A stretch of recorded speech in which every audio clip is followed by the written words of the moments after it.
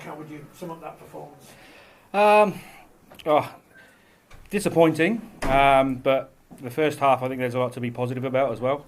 It was at the second half, it was just down to our own errors, really. We were in the contest, it was a great arm wrestle, and we just started falling off it and making silly errors. But I think I put that down to the amount of work they had to do in the first half defensively. They had to work really hard against a big forward pack, and they did that. They did a great job.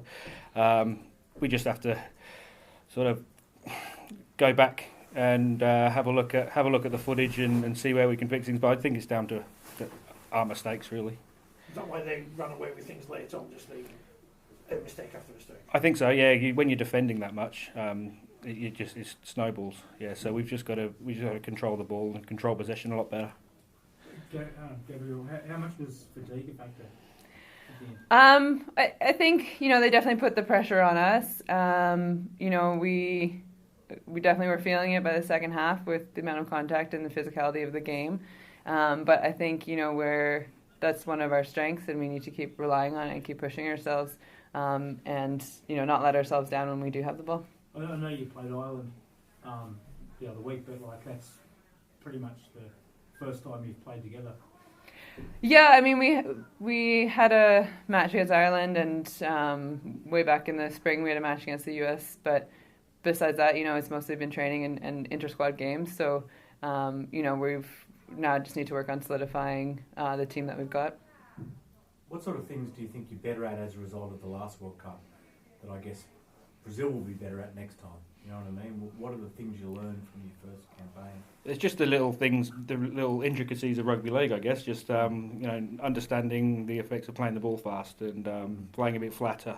Rugby union, they like to stand quite deep in attack, so we're definitely better at that. When playing the ball isn't that natural for when you're transitioning from another sport. So I think we're getting better at that too. So we've got a lot more players in the squad who have had that rugby league experience. So that they all make a difference and certainly raise the standards of the rugby league we're playing.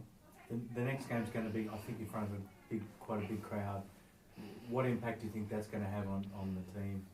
I think they enjoy it. Yeah, I think once there's definitely nerves going into any game. It's great to have this one up front. But once you're on the field, honestly, I think you just sort of shut it out and play your game. Gabrielle, how has the rugby league environment changed in Canada since the last World Cup? Are you seeing more young girls playing the game, more interest in the game? It's still a little bit slower in developing. I think, right now it's mostly adults playing, and we're still trying to develop our youth levels. It's something I think we really need to push forward for the next World Cup. Getting people, involved early at a younger age, I think would really help improve our game. Do you know, is it on TV in Canada, or how can people watch it? You can stream through different services, like watch NRL for the NRL, and the World Cup's being aired on a streaming service called Forty20 TV, but I don't think any of the sort of domestic broadcasters are picking up unless you can get BBC. Was the intensity out there as you expected, or was it sort of easier or harder? I think, we knew there were going to be a physical side. We knew there was going to be some hard runners and some, strong women to tackle. Maybe it was a little bit more than we anticipated, but, I think we adjusted and put up a good fight. And we just need to keep carrying that forward. What was the message at half time? You were definitely going with them, so.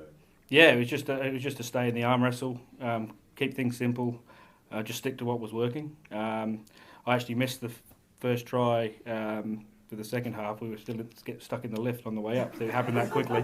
But so I think that sort of obviously changed the momentum, and we just struggled to get back on top of that after that try. What was when you got out of the lift and you saw the try being scored, what was your reaction? I don't Good want thing to there's talk no about TVs that. in the lift. I don't think I should say anything. I might get in trouble.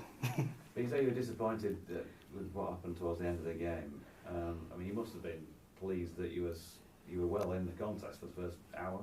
Yeah, absolutely. I think it just shows that we've we've got a talented group of players, and our defence is pretty strong, and that'll keep improving. So, there's absolutely plenty to be happy about, and we just had a chat to the girls in the sheds then, and that was the message. There's plenty to be happy about and optimistic about, and we just need to cut out these silly errors. And when you're defending that much, and the scoreline's going to, get out of reach. And what does it look like from now until your next game? What's the focus going to be?